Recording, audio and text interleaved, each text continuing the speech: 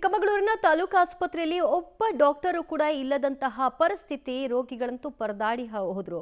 ಸಾವು ಬದುಕಿನ ಮಧ್ಯೆ ಹೋರಾಟವನ್ನ ನಡೆಸಿದ್ರು.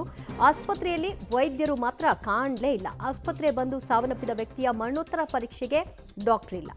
ಕಳಸಾ ತಾಲೂಕಿನ ತಾಲೂಕು ಆಸ್ಪತ್ರೆಯಲ್ಲಿ ಕಂಡುಬಂದಂತಹ ಅವ್ಯವಸ್ಥೆ ಇದು. ಮರಣೋತ್ತರ ಪರೀಕ್ಷೆಯೂ ಇಲ್ಲದೆ ಆಸ್ಪತ್ರೆಯಲ್ಲಿ ಅನಾಥವಾಗಿ ಶವವನ್ನು ಬಿಟ್ಟಿದ್ದಾರೆ. ಪೋಸ್ಟ್ ಮಾರ್ಟಮ್ಗೂ ವೈದ್ಯರಿಲ್ಲ, ಈ ಕಡೆಗೆ ಚಿಕಿತ್ಸೆ ಕೊಡೋದಕ್ಕೂ ಕೂಡ ವೈದ್ಯರಿಲ್ಲ.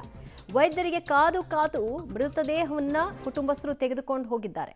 ಚಿಕ್ಕಮಗಳೂರಿನಲ್ಲಿ ಕಂಡುಬಂದಂತಹ ಘಟನೆ ಇದು. ಚಿಕ್ಕಮಗಳೂರಿನ ಕಳಸಾ ತಾಲೂಕಿನ ತಾಲೂಕು ಆಸ್ಪತ್ರೆ. ರೋಗಿಗಳಿದ್ದಾರೆ, ವೈದ್ಯರು ಇಲ್ಲ, ಸಿಬ್ಬಂದಿಗಳು ಕೂಡ ಇಲ್ಲ.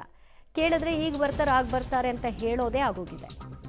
ಅನಾರೋಗ್ಯದಿಂದ ಮೃತಪಟ್ಟಿದ್ದ ಹೊರನಾಡು ಗ್ರಾಮದ ರವಿ ಅವರ ಮೃತದೇಹದ ಮರಣೋತ್ತರ ಪರೀಕ್ಷೆ ಮಾಡದೆಯೇ ಮೃತದೇಹವನ್ನ ರವಾನೆ ಮಾಡಲಾಗಿದೆ. ಖಾಯಂ ವೈದ್ಯರಿಲ್ಲದೆ ರೋಗಿಗಳು ಪರದಾಟವನ್ನ ಪಟ್ಟಿದ್ದು ಅಷ್ಟಿಷ್ಟಲ್ಲ.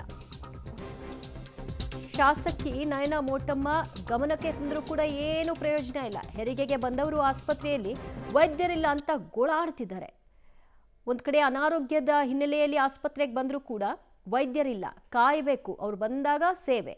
ಈ ಕಡೆಗೆ ಗರ್ಭಿಣಿ ಬರ್ತಾರೆ, ಅವರಿಗೆ ಹೆರಿಗೆ ಅಂತ ಕೇಳಿದ್ರು ಕೂಡ ವೈದ್ಯರಿಲ್ಲ. ಏನಾದರೂ ಹೆಚ್ಚು ಕಮ್ಮಿ ಆಯಿತು ನಂತರ ಏನು ಪೋಸ್ಟ್ ಮಾರ್ಟಮ್ಗಿದ್ದಾರಾ, ಅದಕ್ಕೂ ಇಲ್ಲ. ಈ ರೀತಿಯಾದಂತಹ ಅವ್ಯವಸ್ಥೆಯ ಆಗರ ಆಗಿದೆ. ಸ್ಥಳೀಯ ಶಾಸಕರ ಗಮನಕ್ಕೆ ತಂದು ಇದನ್ನು ಸರಿಪಡಿಸೋಣ ಅಂದರೆ ಅವ್ರಿಗೆ ಹೇಳಿದ್ರು ಕೂಡ ಪ್ರಯೋಜನಕ್ಕೆ ಬರ್ತಿಲ್ವಂತೆ.